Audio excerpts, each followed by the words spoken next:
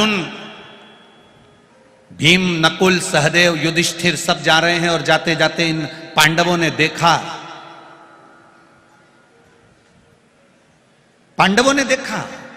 एक गाय बछिया को जन्म देती है और गाय बछिया का दूध पीती है।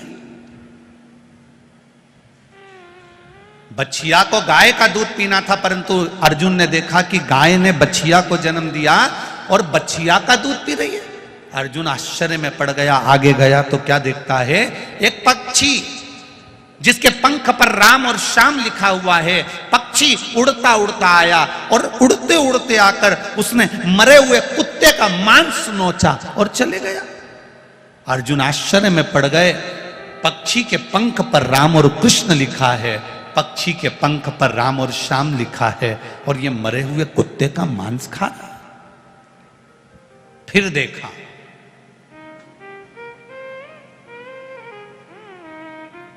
एक हाथी के दो मुंह, दोनों मुख से भोजन कर रहा है तो भी हाथी का पेट नहीं भरा रहा। अर्जुन आश्चर्य में पड़ गया, ये कैसी लीला है। और आगे गया, उसने देखा एक बड़ा सारा पत्थर ऊपर पहाड़ से लुढ़कता लुढ़कता आ रहा है। उसने बड़े बड़े वृक्षों को गिरा दिया। एक छोटे से घास के तिनके ने उस पत्थर को रोक दिया।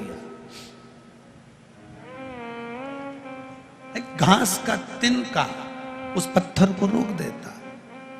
अर्जुन आश्चर्य में पड़ जाते हैं, कैसी लीला है। अर्जुन भगवान कृष्ण के पास गए और उनसे विनती करी, आज मैंने कुछ आश्चर्यजनक चीजें देखी है, मुझे बड़ा आश्चर्य हो रहा है। क्या आश्चर्य है अर्जुन?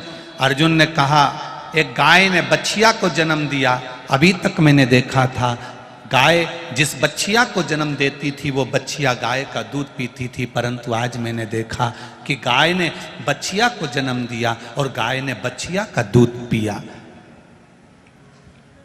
फिर मैंने देखा एक पक्षी के पंख पर राम श्याम लिखा है, उड़ते हुए आया, मरे कुत्ते का मांस खाकर चले गया। फिर मैंने देखा हाथी के दो मुंह हैं, दोनों मुंह से भोजन कर रहा है पर हाथी का पेट नहीं भरा रहा।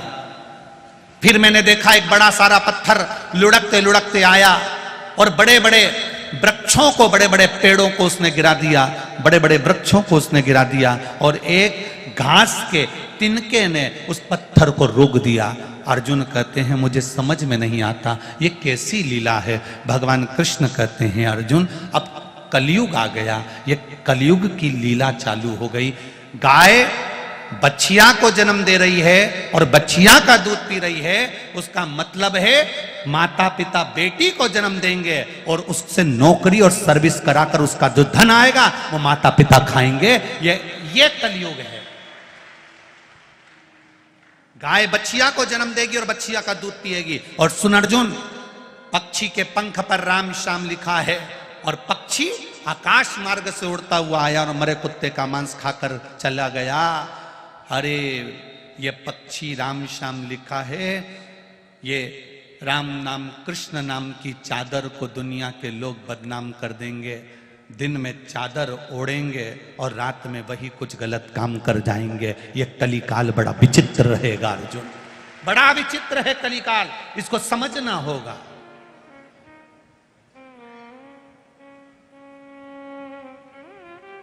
पहले आश्रम में रहने वाले, मठ मंदिर में रहने वाले, भगवान के भजन में रहने वाले, वन में रहने वाले, सत्संग में रहने वाले, भगवान की भक्ति में रहने वाले, आश्रम में रहने वाले, मठ मंदिर में रहने वाले, साधु संत सन्यासी तपस्वी साधक उपासक, ये जितने होते थे, इनको रामायण गीता भागवत शिवपुराण भगवान के भजन राम और कृष्ण से मतलब रहता था।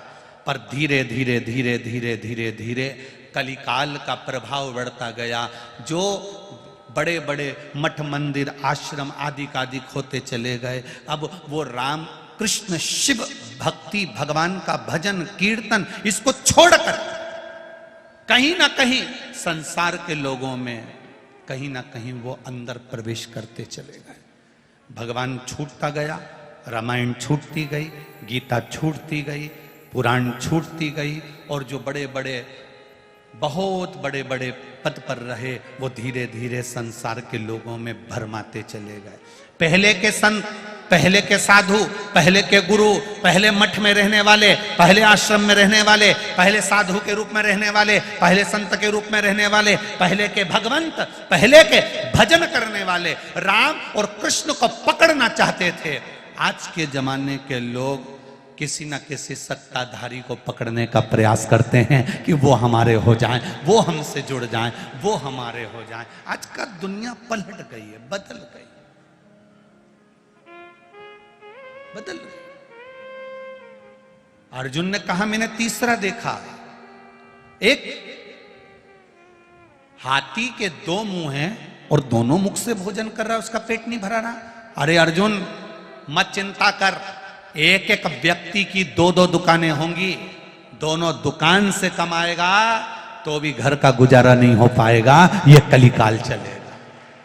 एक दुकान से नहीं, दो दो दुकान डालकर बैठेगा, दो दुकान से कमाएगा। हमारी कपड़े की भी दुकान, हमारी इसकी भी दुकान, हमारी उसकी भी दुकान। छोटा भाई ये करे न बड़ा भाई ये करे, छोटा लड़का ये करे न बड़ा लड़का ये करे, हमारी बहन ये करे न भाई ये करे। इतनी जगह से कमाई होने के बाद भी घर में रोज क्लेश है, रोज अशांति है, रोज चिड़चिड़ है। पति की भी नौकरी है, पत्नी की भी नौकरी है, बच्चे भी एजुकेशन अच्छी कर रहे हैं, पढ़ाई अच्छी चल रही है, सब कुछ अच्छा चल रहा है, उसके बाद भी घर में शांति रत्ती भर की नहीं है। कहां गई वो? किसके लिए कमा रहे हो? किसके लिए भाग दौड़ कर रहे हो? इंदौर जैसी सिटी में, मुंबई जैसी सिटी में, दिल्ली जैसी सिटी में, बड़े बड़े नोएडा जैसी सिटी में, पुणे जैसी सिटी में, बेंगलोर जैसी सिटी में सुबह 8 बजे से घर से निकलता है, 11 बजे ऑफिस पहुंचता है। 11 बजे ऑफिस में गया, 5 बजे तक, 6 बजे तक ऑफिस करा, 6 बजे घर से निकलेगा, रात को 10 बजे अपने घर पहुंचता है। घर पहुंचा, मुंह हाथ धोए, 2 रोटी खाई और पड़ गया, फिर उठा, फिर चल दिया, फिर उठा, फिर चल दिया। ये जिंदगी है मनुष्य की। परिवार का हंडा कितना भी भरना चाहो, मर जाओगे, आखिरी में अर्थी पर पड़े रह जाओगे, पर परिवार का हंडा जिंदगी भर नहीं भरा पाएगा। जिंदगी भर कभी एक फरमाइश पूरी होगी, दूसरी फरमाइश आ जाएगी, दूसरी फरमाइश पूरी होगी, तीसरी फरमाइश आ जाएगी, तीसरी फरमाइश पूरी होगी, चौथी फरमाइश आ जाएगी। कहीं इसका संबंध करना है, उसकी शादी करना है, उसका मायरा भरना है, छपड़ा टूट गया उसको बनाना है, मेरे बाजू वाले की मेड़ टूट गई उसको करना है, पानी का पाइप लाना है, मोटर डालना है। ये परिवार का जो हंडा है ये कभी जिंदगी में नहीं भरा सकता। बस एक काम करना है, इस परिवार के हंडे को काशी नरेश ने उस भीमा भगत से कहा, एक काम करो, इस परिवार के हंडे को, ये 5 कर्म के हंडे को, इसको ले जाकर देवाधिदेव महादेव को वापिस दे दो, यक्ष को वापिस दे दो और उनसे कहो हमको ये हंडा नहीं चाहिए, हमें जितना मिल रहा है ऐसा देना मेरे भोलेनाथ, जितना तू दे बस ऐसा देना कि मेरे भाग्य का देना, उसी को करोड़ों का बना देना और उसी को आनंद करा देना, जो दे वो अच्छा देना। हमें ऐसा धन मत दे देना कि बड़ी बीमारी हो जाए, हमें ऐसी संपदा मत दे देना कि हम रोग से ग्रसित हो जाएं, हमें ऐसा धन मत देना कि हम तिल तिल घटते चले जाएं, ऐसा धन नहीं चाहिए। हमें धन वो देना जो मेरी किस्मत का हो, मेरे भाग्य का हो, मेरे लिए जो रखा हो वो मुझे देना, मुझे दूसरे के हिस्से का नहीं चाहिए, मुझे दूसरे के वैभव। कई लोग हाथी के 2 मुख। फिर अर्जुन ने भगवान कृष्ण से कहा, एक बड़ा सारा पत्थर पहाड़ पे से लुढ़कता लुढ़कता आ रहा, बड़े बड़े वृक्षों को उसने गिरा दिया, एक घास के तिनके ने उस पत्थर को रोक दिया। भगवान कृष्ण कहते हैं, अर्जुन मत घबराओ, जब कलयुग आएगा बड़े बड़े धर्म शास्त्रों को, नियम को गिरा देगा, केवल एक शिव महापुराण रूपी तिनका ऐसा होगा जो कलयुग को फिर ठहरा देगा। शिव महापुराण रूपी एक तिनका, शंकर का भजन, शंकर का स्मरण। दुनिया के लोग कहते हैं कि ये कलिकाल में हो क्या रहा है, जिधर जाओ लोग एक लोटा जल लेकर शंकर जी के मंदिर जा रहे हैं, बच्चे बच्चे मंदिर जा रहे हैं, बूढ़े लोग मंदिर जा रहे हैं, शिव के भजन में लगे, शंकर के गुणगान में लगे, शंकर के स्मरण में लगे। आज गांव गांव, शहर शहर पैसे वाला करोड़पति हो, चाहे रोड पर रहने वाला एक साधारण सा गरीबड़ा ठेला चलाने वाला क्यों ना हो, वो भी मजदूर हो, वो भी एक लोटा जल शंकर जी को चढ़ा रहा है। ये कली काल में शिव युग आ गया, कलयुग गया, शिव का युग।